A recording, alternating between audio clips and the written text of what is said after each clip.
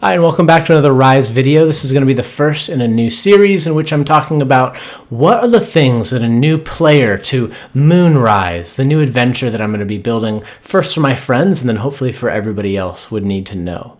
So to begin with, we're going to start out really broad, give us some world information.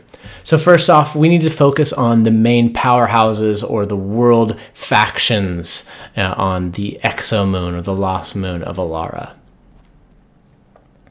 So we're going to start with the Northern Federation.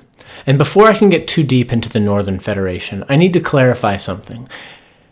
There are constellations on this world, and the constellations are very powerful people who have risen to a sort of godhood status. These people used to be important leaders and military mights and powerful warriors back in the time prior to all of the races settling on Elara, during this great war that used to occur when all of the races were still spacefaring. And the reason I bring up these constellations is because since that fall of the ancient civilization and the constellations spread out, there are two constellations that still remained and people know who they are. The rest of the constellations are still people, but they've scattered across all of Elara and are doing whatever they feel like or are still protecting the moon. The first of these constellations we're going to talk about is actually the leader, the ruler of the Northern Federation, and that is the constellation Byleth.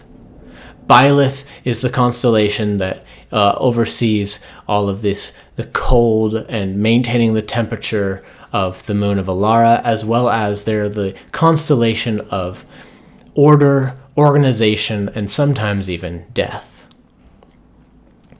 The Northern Federation is ruled by Byleth, and it is ruled with optimum efficiency, oftentimes at the expense of her people's freedom of self. Most of the technology that does exist in the Northern Federation is regulated strongly by Byleth and the Northern Federation Army. There are strict laws and punishments in the Northern Federation and very, very few corporations that are allowed here. There is, however, on the bright side, very, very little crime in the Northern Federation.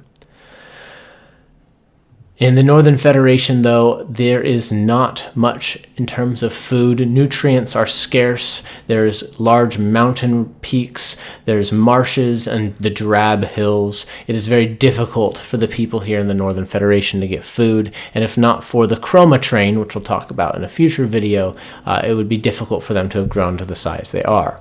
However, what they do have in the Northern Federation is they are very, very rich in minerals, especially metals and arcane metals. And so because of this, they have still been able to become one of the world's superpowers. The lands surrounding the Northern Federation are extremely dangerous. It is bordered on the north by the Atlas Mountains, the west by the Western Waters, the east by the Blythian Ocean, the south by the Syrian Sea, and to the northeast, the Grezkrieg, and the north, the Black Sea. The two biggest cities in the Northern Federation are Zhao and Graventon. Zhao is the seat of power where Byleth lives, and Graventon is where much of the energy processes and the minerals and metals are forged and processed. Due to this, there's also lots of fossil fuels that are also burned and a great deal of pollutants released in Graventon. Our next stop in Elara, as we view the world's superpowers, is the Southern Federation. The Southern Federation is also run by one of the constellations, this time the constellation Dantalion. Dantalion opposes Byleth in almost every way, where Byleth is the constellation of order and efficiency and a separation of emotion and making intelligent decisions.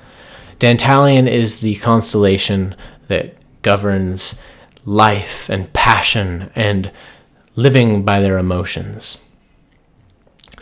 As such, the Southern Federation has very flexible laws and punishments. There's also a great deal of self-expression in the Southern Federation. However, there's also a great deal of crime. The Southern Federation is not well organized by Dantalion, and the city-states have a large amount of autonomy, being very, very unique and different from each other. Duke is very, very different from Sandsmouth, for example. The big cities in the Southern Federation, the capital being Sandsmouth, Nagakawa, Kumashima, the Ali Oasis, and Duke.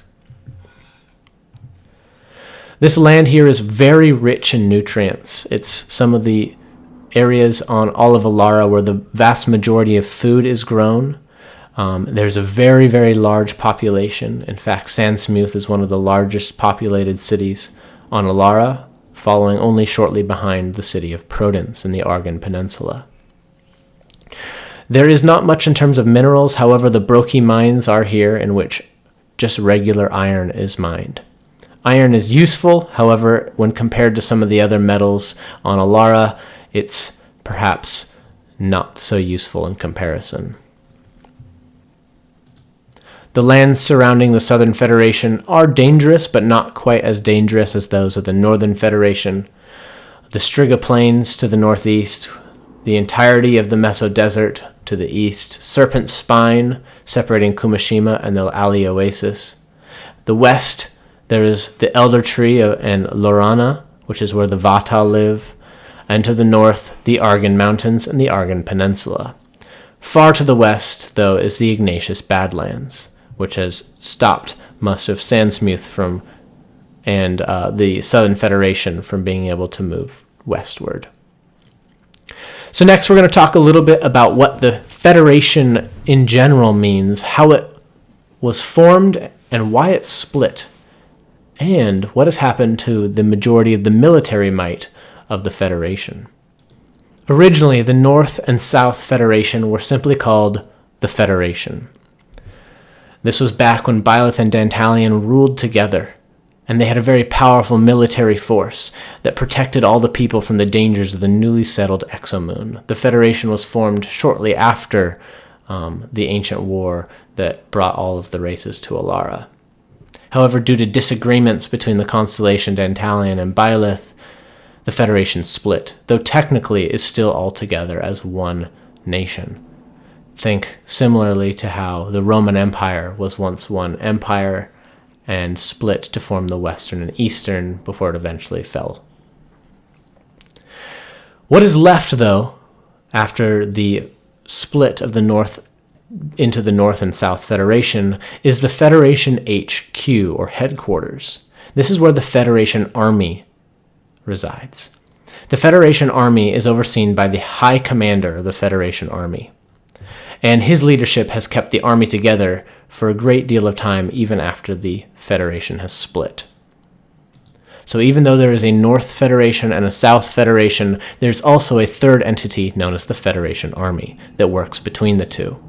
The Federation Army helps moderate between the two other nations and contains a floating battleship as its HQ. This battleship, as you can see in the map here, kind of has like this smoke over it.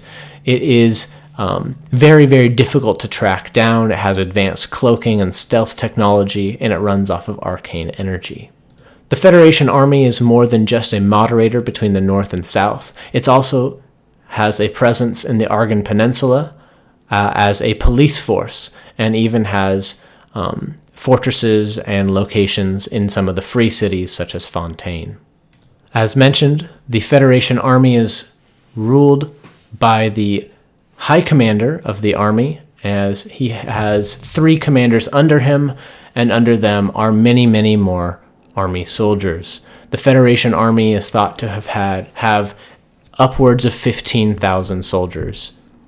This may not seem like a lot, however, the entire population of Elara is nowhere near that of Earth. For example, the largest city on Elara, Prodence, only has about 100,000 people living in it.